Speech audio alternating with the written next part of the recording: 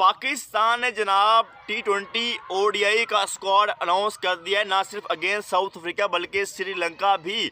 और जो T20 squad है वो ना सिर्फ अगेंस्ट साउथ अफ्रीका है बल्कि जो ट्राई सीरीज़ हमने श्रीलंका जिम्बाब्वे के साथ खेली है उसके लिए भी ये स्क्वाड सेम ही है। मतलब कि आपको नेक्स्ट 2 महीने यही स्क्वाड ही ODI और T20 में दिखाई देगा। तो सबसे पहले T20 स्क्वाड की तरफ हम आते हैं जनाब, जिसमें बाबर आजम के कोच हारिस की छुट्टी हो गई है, खुशदिल शाह की छुट्टी हो गई है, हुसैन तलत की छुट्टी हो गई है, और सुफियान मुकीम क्यों उसको निकाला गया है अभी तक मुझे इस चीज़ का जवाब नहीं मिला कि हमारे घटिया सेलेक्टर ने उसको किस बेस पे बाहर निकाला है। तो सबसे पहले T20 स्क्वाड देख लें। सलमान अली आगा कप्तान है जनाब, अब्दुल समद वापस आए हैं, उसके बाद बाबर आजम वापस आए हैं, अबरार अहमद हैं, फ़हीम अशरफ, हसन नवाज, मोहम्मद नवाज, मैच विनर बाबर का वसीम जूनियर जो है वो आ चुके हैं, मोहम्मद सलमान मिर्ज़ा, नसीम शाह, साहिबजादा फरहान हो गया, साइम अयूब, ये दोनों ही ओपनर रहेंगे आपकी T20 सीरीज़ और ट्राई सीरीज़ में, आपको और कोई दिखाई नहीं देगा।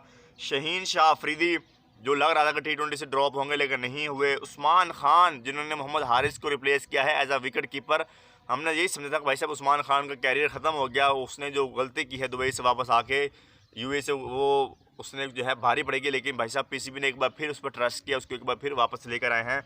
और उस्मान तारिक वट्टा कोयटा वाला अभी CPL में जो है अपनी टीम को चैंपियन बनवा के आया है, उन्हें जो है मौका दिया गया है आई थिंक जनाब सुफियान मुकीम की जगह उस्मान तारिक को।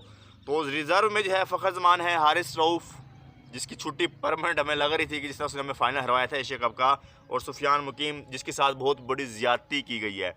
ये था T20 स्क्वाड पाकिस्तान का। अब ODI देखते हैं। कप्तान नए कप्तान हैं भाई साहब शहीन साहब, और क्यों हैं मुझे ये नहीं पता आज तक, क्योंकि हमारी बोर्ड में कंसिस्टेंसी बिल्कुल नहीं है।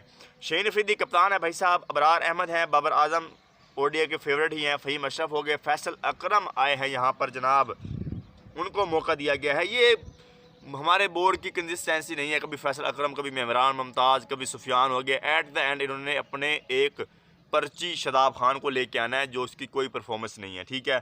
फ़खर जमान है, हारिस रऊफ़ है, हसीबुल्ला है, हसन नवाज़ है, हुसैन तलत है, हुसैन तलत की जगह बनती है ODI में भाई साहब, मोहम्मद नवाज़ है, मोहम्मद रिजवान विकेट कीपर, बस विकेट कीपर रह गया, वसीम जूनियर, नसीम शाह किस बेस पे है मुझे नहीं पता, साइम अयूब और सलमान अली आगा, ठीक हो गया। ये जो है पाकिस्तान का ODI का स्क्वाड है against south Africa and Sri Lanka. तो सबसे जो बड़ा सवाल है वो यही है कि बाबर आजम T20 में किस बेस पे आया, आपने सुफियान मुकीम को किस बेस पे बाहर किया। होते हैं ना, मुख्तलिफ चीज़ें होती हैं। हारिस रऊफ़ ठीक है, उसका सीन बनता था कि वो अहम मैचेस हमें हरवा रहा था। उसके बाद फ़खर जमान एवरेज परफॉर्मेंस थी T20 में, फ़खर जमान की ODI का वो बेस्ट प्लेयर है, उसको हमेशा बैक करेंगे, लेकिन फ़खर का T20 कैरियर मुझे बहुत कम लग रहा है, नज़र आ रहा है इन फ्यूचर ना।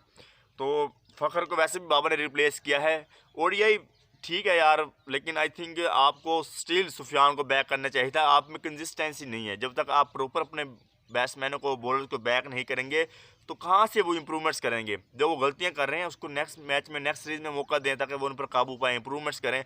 लेकिन हमारे अंदर ये चीज़ नहीं है, कभी मेहरान मुमताज़, कभी फैसल अकरम, कभी सुफियान, एट द एंड वही शदाब आ जाएगा। तो जब आपने यंगस्टर को मौका ही नहीं देना प्रॉपर, तो फिर भाई साहब ये ड्रामेबाजी छोड़ो।